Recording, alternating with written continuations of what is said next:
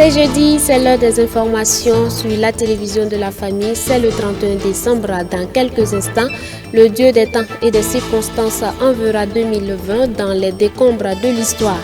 Ménazir Patana, à l'église des Assemblées de Dieu de Tang et Barrage, à l'heure était à l'inauguration du nouveau temple. C'est un joyau de 6000 places qui a été dédicacé à Dieu.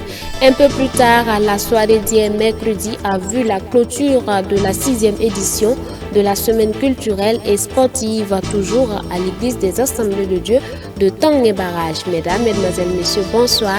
Merci de suivre ce dernier numéro de l'année 2020.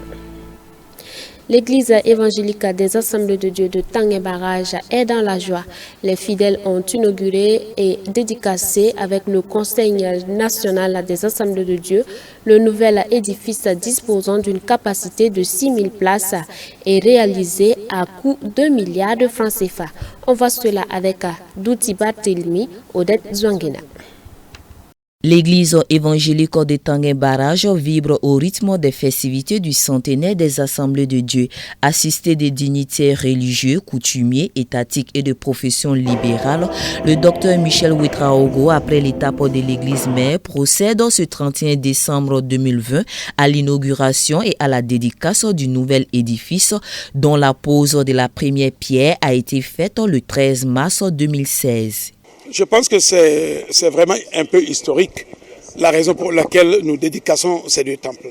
Parce que c'est les lieux où réellement les premiers missionnaires se sont installés et ils ont eu la victoire. Ils ont fait une différence.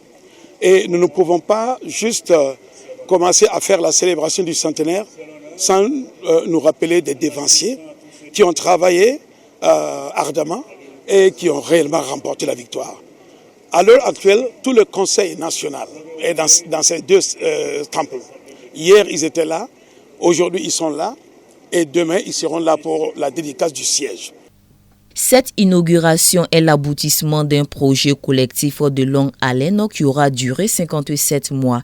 C'est une réussite collective à laquelle le premier responsable ecclésiastique de l'Église, le pasteur Moïse Sawadogo, a tenu à saluer, reconnaissant ainsi l'engagement sans faille de l'ensemble des 2000 fidèles qui n'ont ménagé aucun effort pour sa concrétisation. Un sentiment de reconnaissance envers l'Éternel qui l'a permis, en reconnaissance envers le président Michel Ouedraogo qui a autorisé et qui a tout s'est passé sur ces auspices.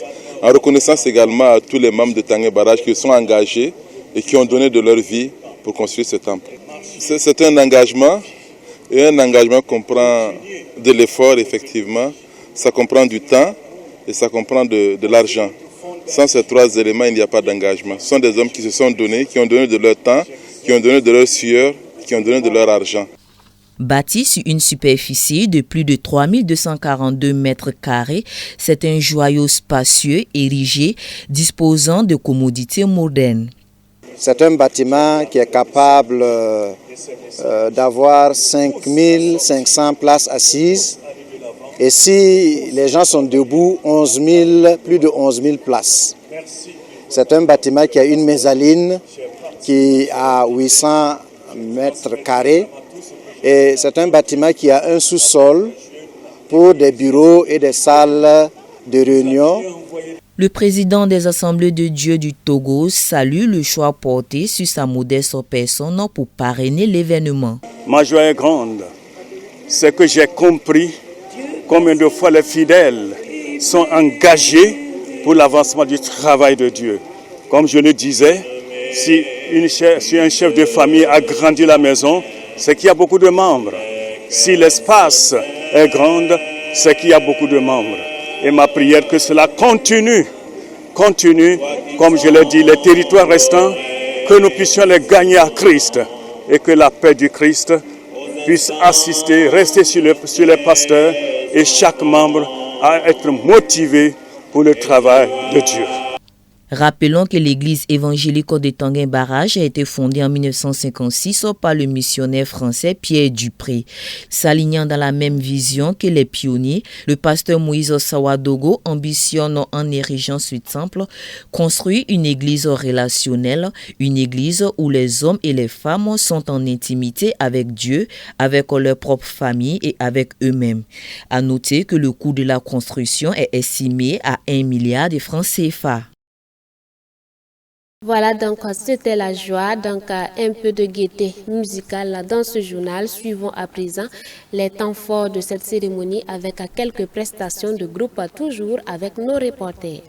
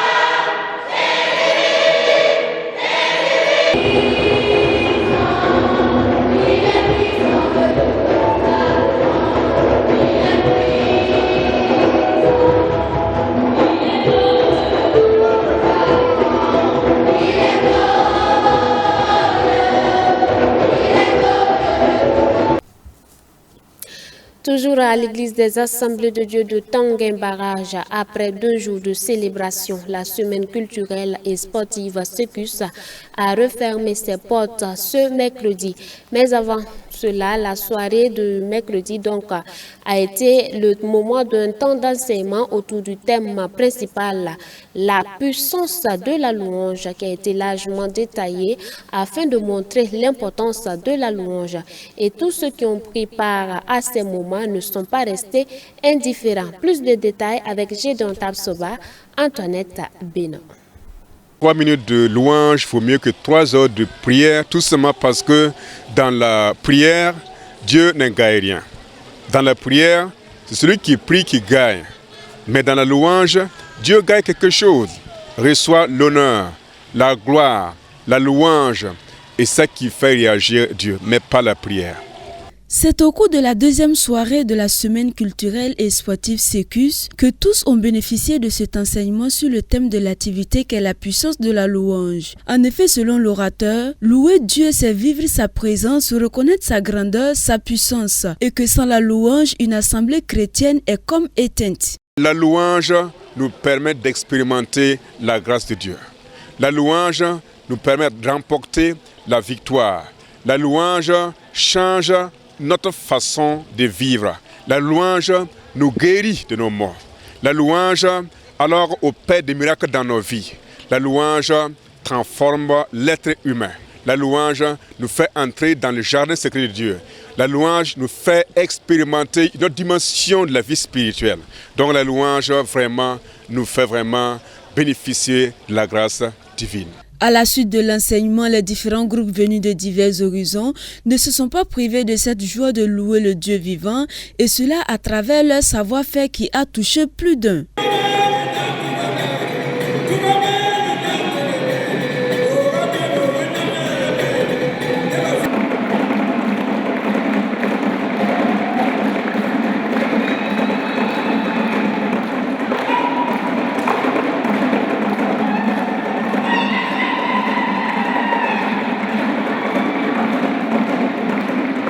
Je suis content de voir les groupes rester parce que vraiment ici au Burkina Faso nous avons une richesse.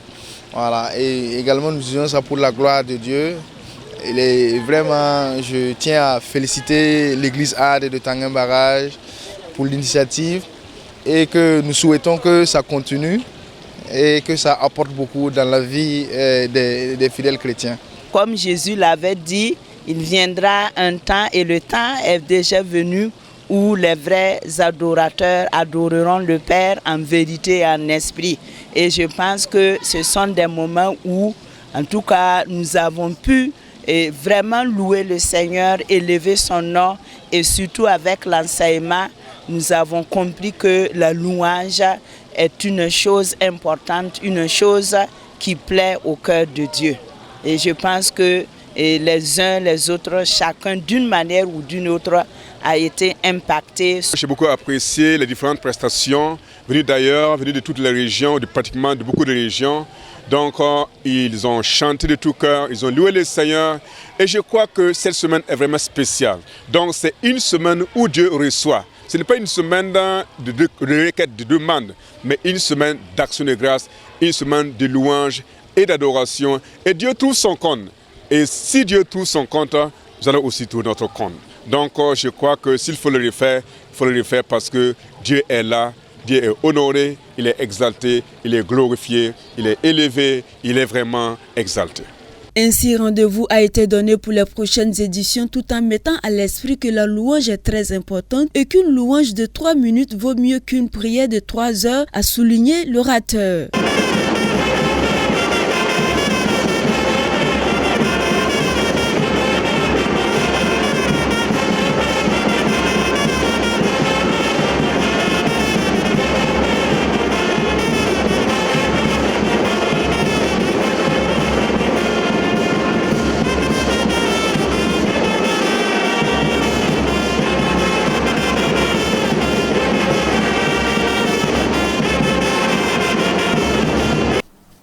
Toujours dans le registre ecclésiastique, l'église des Assemblées de Dieu de Gungé, à 100 ans, à prélude au centenaire du mouvement des Assemblées de Dieu, les leaders de l'église ont officié hier mercredi la dédicace du nouveau temple en présence de plusieurs personnalités.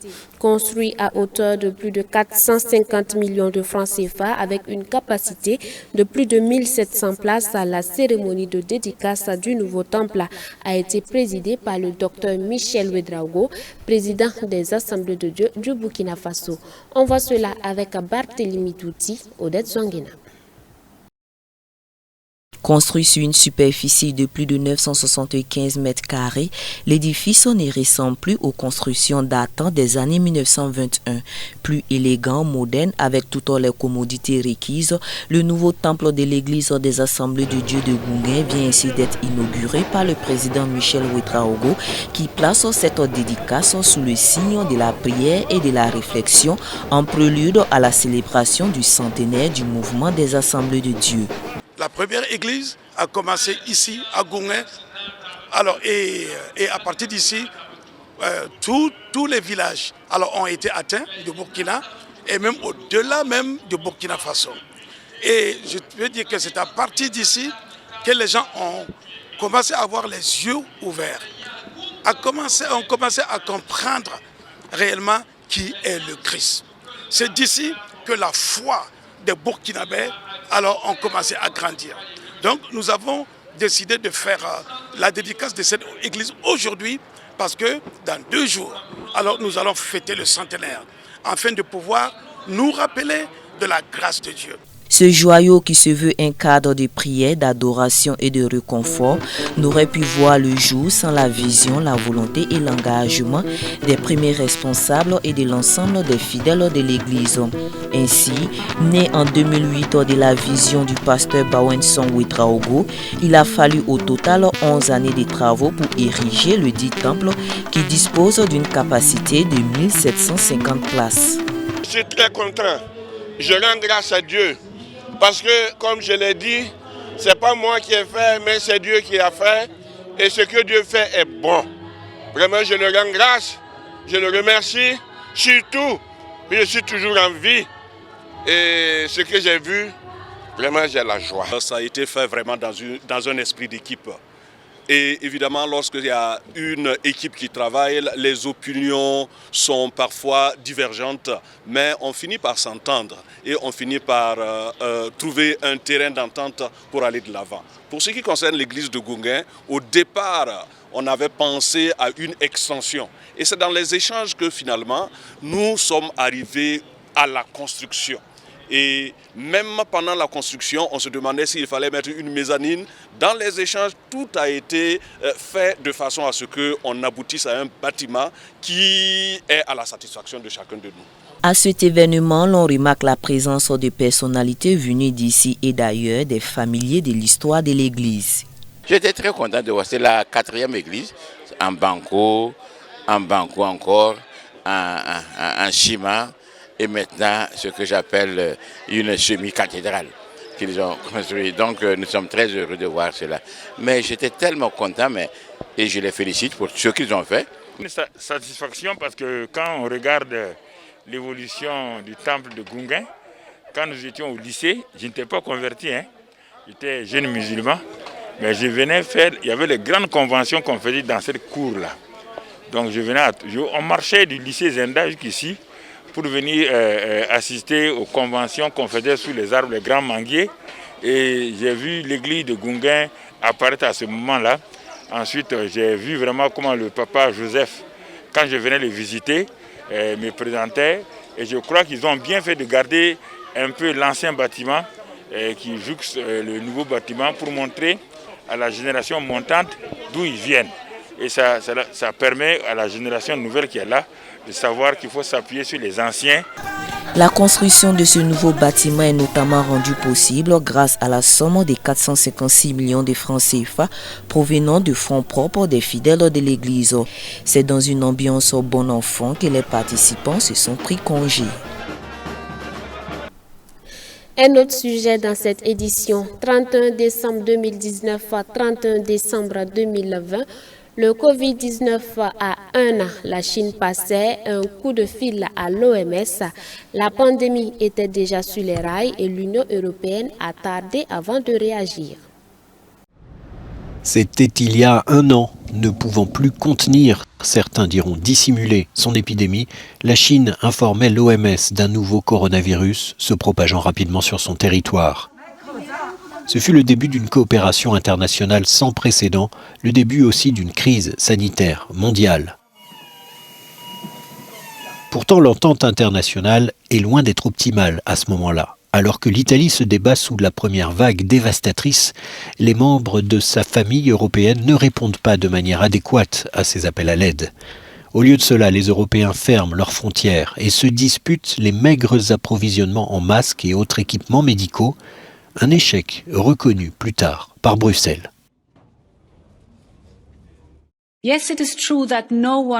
Oui, il est vrai que personne n'était vraiment prêt pour cela.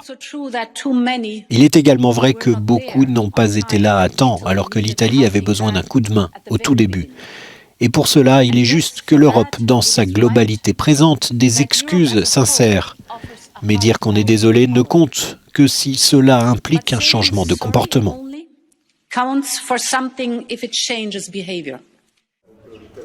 Des opérations d'achat conjointes de l'Union européenne ont été lancées pour des kits de tests et des commandes anticipées de vaccins déjà en cours d'élaboration. La pandémie a également forcé les pays de l'Union à convenir d'un plan de sauvetage financier jusqu'alors impensable, étayé par des emprunts collectifs. Mais l'Organisation mondiale de la santé pense qu'elle pourrait faire face à des crises encore plus importantes à l'avenir. Ce n'est pas forcément la plus grosse crise.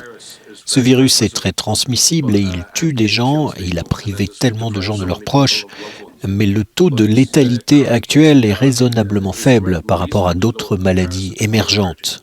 C'est un signe d'alarme.